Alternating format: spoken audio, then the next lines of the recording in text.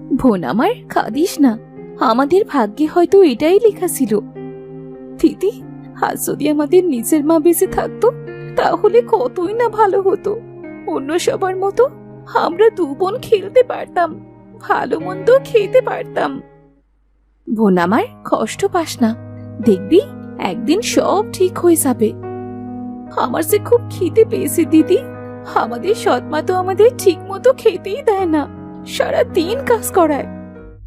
এমন সময় তাদের সৎমা নীলিমা আসে সেখানে আর বলে, এই হারামজাদিরা, তোদের এখনো কাপড় কাচা হয়নি? এখনো যদি কাপড় নিয়ে পড়ে থাকিস তাহলে বাকি কাজ কে করবে শুনি? এই তো ছোট মা, আর একটু সময় লাগবে।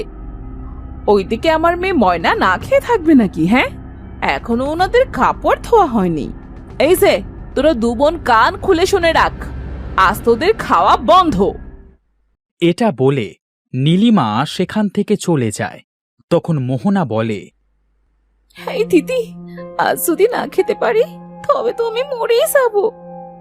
কাঁদিস না বোন, দেখি আমি খাবার জোগাড় করতে পারি কিনা।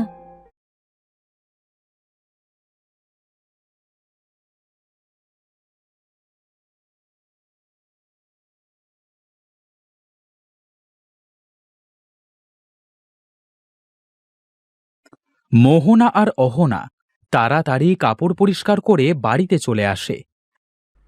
নবাবজাদির এখন আসার সময় হলো? মাকে তো খেয়েছে খেয়েছে, এখন আমার জীবনটা শেষ করতে এসেছে। অমন কথা বলো না ছোট মা, আমরা দু বোন তো তোমার সব কাজ করে দেই, তাহলে এখানে কেন মাকে টানছো? মরা মায়ের জন্য কত দরদ। হ্যাঁ, এত দরদ না দেখিয়ে তাড়াতাড়ি রান্না করগে। মেয়েটা আমার এক্ষুনি স্কুল থেকে আসবে, না জানি ওর কত ক্ষুধা পেয়েছে। স্কুল থেকে এসে তো খাবার না পেলে আমার মেয়েটা রেগে যাবে। আমরা এক্ষুনি রান্না করে দিচ্ছি ছোট মা, বোন এসে ঠিক সময়ে খাবার পাবে।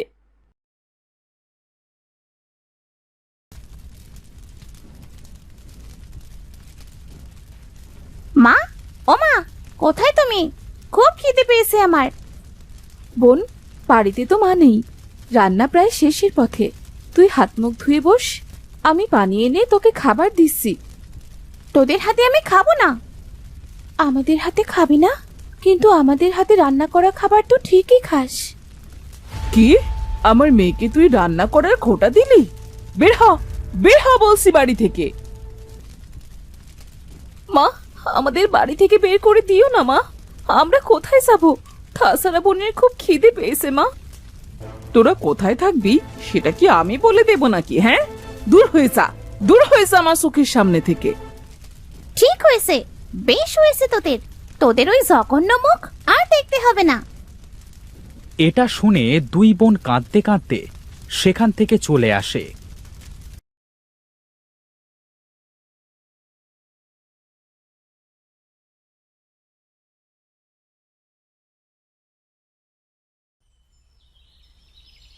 দিদি, আমরা তো সেই কখন থেকে হাঁটছি, মনে হচ্ছে আমরা কোনো বড় জঙ্গলে চলে এসেছি। দিদি, ভয় পাস না বোন, আমি তো আছি তোর পাশে।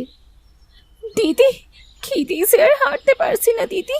সেই সকালে দুটো কাঁচা ছাল আর পান্তা খেয়েছি। আর একটু কষ্ট কর বোন, আমরা এই জঙ্গলটা পেরিয়ে কোনো গ্রাম পাই কিনা দেখি। তুই ঠিক বলেছিস দিদি। আচ্ছা, আমরা তো অনেক সময় ধরে হাঁটছি, কষ্টও হচ্ছে খুব। চল আমরা একটা গাছের নিচে গিয়ে বসি। এই মোহনা, ওই দেখ, একটা ছোট্ট কুঁড়ে ঘর। আরে তাই তো দিদি, এই গভীর জঙ্গলে এই ছোট্ট কুড়ে ঘরটায় কে থাকে? চল তো গিয়ে দেখি।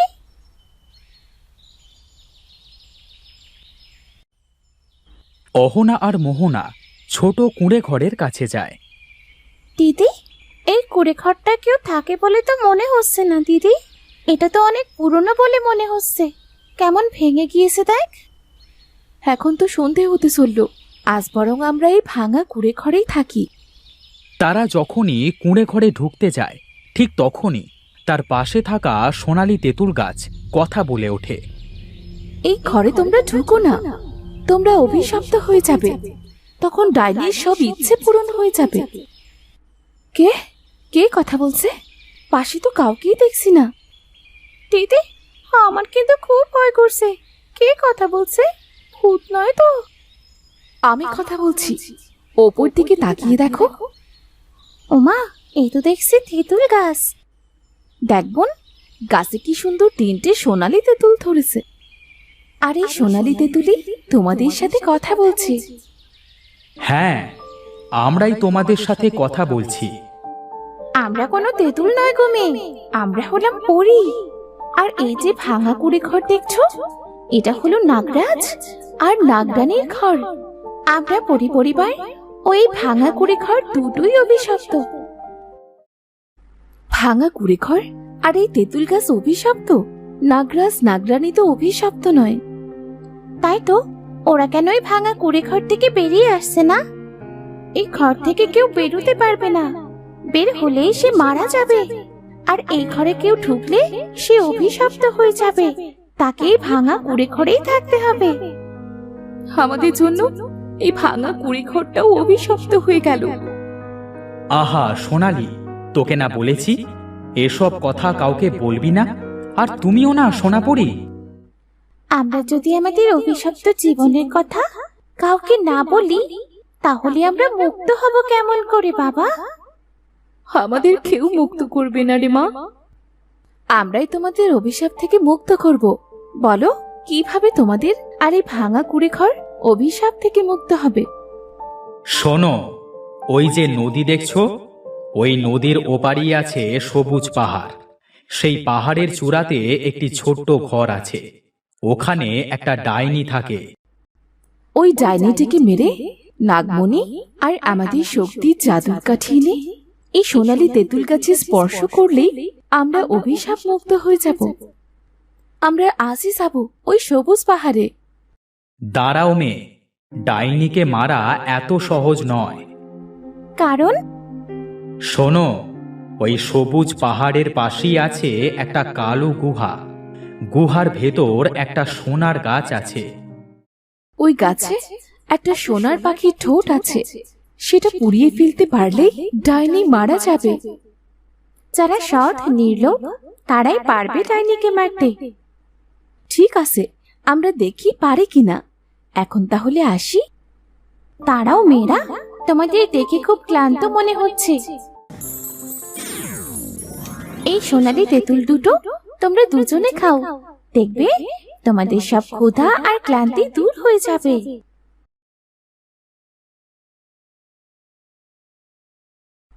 বোন দেখ, সত্যি আমাদের সব ক্ষুধা ক্লান্তি দূর হয়ে গিয়েছে। আর দেরি না করে চল রে দিদি, তাড়াতাড়ি চল।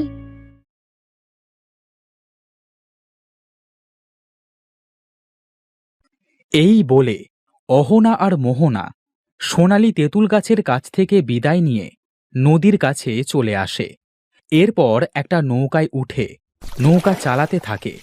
তখন অহনা বলে, বোন, আমাদের আগে ওই কালো গুহায় যেতে হবে। ডাইনিকে মেরে সবুজ পাহাড়ে যাব। হ্যাঁ, ঠিক বলেছিস দিদি।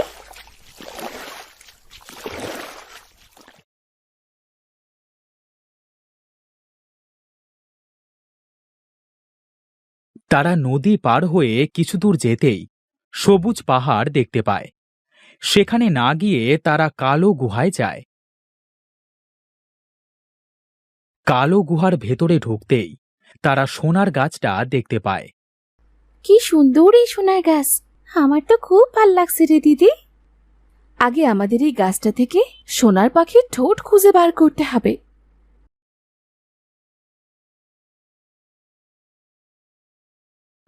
তারা অনেক খোঁজবার পরে সোনার পাখির ঠোঁট খুঁজে পায়। সেটা যখনই পুড়িয়ে ফেলতে যায়, ঠিক তখনই সেখানে ডাইনি এসে হাজির হয়। এই মেয়েরা, তোরা আমার পাখির ঠোঁট দিয়ে দে বলছি। দেব না শয়তান ডাইনি। তোরা কিন্তু বাঁচবি না। এই সোনার গাছ এদের শাস্তি দে। আমি তোমার দাসী নই যে ভালো মেয়েদের শাস্তি দেব। আমি কাউকে ছাড়বো না। দিয়ে দে, দিয়ে দে বলছি ঠোঁট।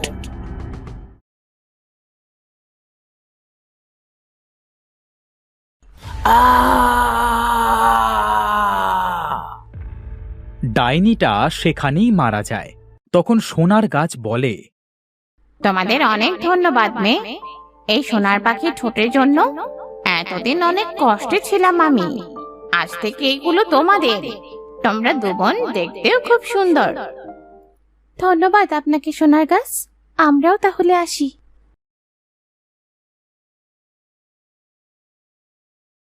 অহনা আর মোহনা সোনার গাছের কাছ থেকে বিদায় নিয়ে সবুজ পাহাড়ের চূড়ায় ওঠে।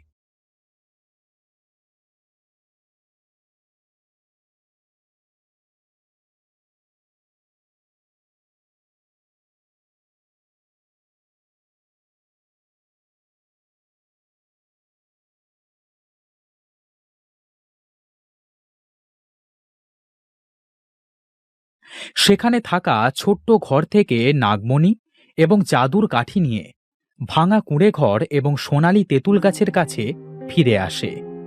তোমরা ফিরে এসেছো সোনাপুরী। দেখো, অহনা আর মোহনা আমাদের জাদুর কাঠি এবং নাগমণি নিয়ে এসেছে। আমাদের অভিশাপ থেকে মুক্ত করো অহনা।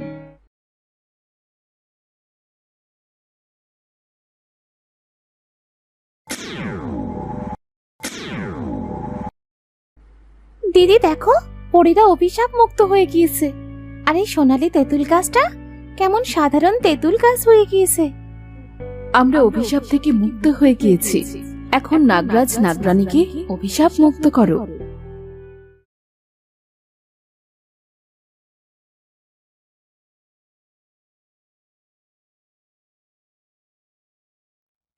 নাগরাজ, আমাদের মনে হচ্ছে অভিশাপ মুক্ত হয়ে গিয়েছে।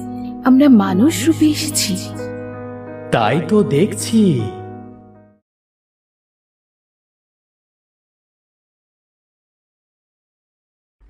পরিরানী, আপনিও অভিশাপ মুক্ত হয়ে গিয়েছেন। কি করলো আমাদের অভিশাপ মুক্ত? ধন্যবাদ মেয়ে তোমাদের। তোমরা এই গভীর জঙ্গলে কি করতে এসেছিলে? আমাদের সৎমা আমাদের বাড়ি থেকে তাড়িয়ে দিয়েছে। আহারে, কত কষ্ট তোমাদের। আজ থেকে তোমরা এই ভাঙা কুড়ে ঘরেই থাকবে। এই কুড়ে ঘর আমি অনেক বড় প্রাসাদ বানিয়ে দিচ্ছি। এই প্রাসাদের ভেতর তোমাদের কিছুর অভাব হবে না।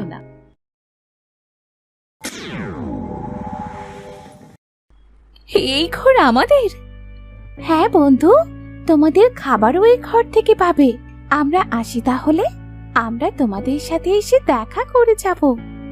মোহনা আর অহনার কাছ থেকে বিদায় নিয়ে পরিরাজ তার পরিবার নিয়ে পরিরাজ্যে ফিরে যায়। নাগরাজ নাগরানী নাগরাজ্যে ফিরে যায়। এরপর থেকে অহনা আর মোহনা পরিরানীর দেওয়া প্রাসাদে সুখে শান্তিতে বসবাস শুরু করে।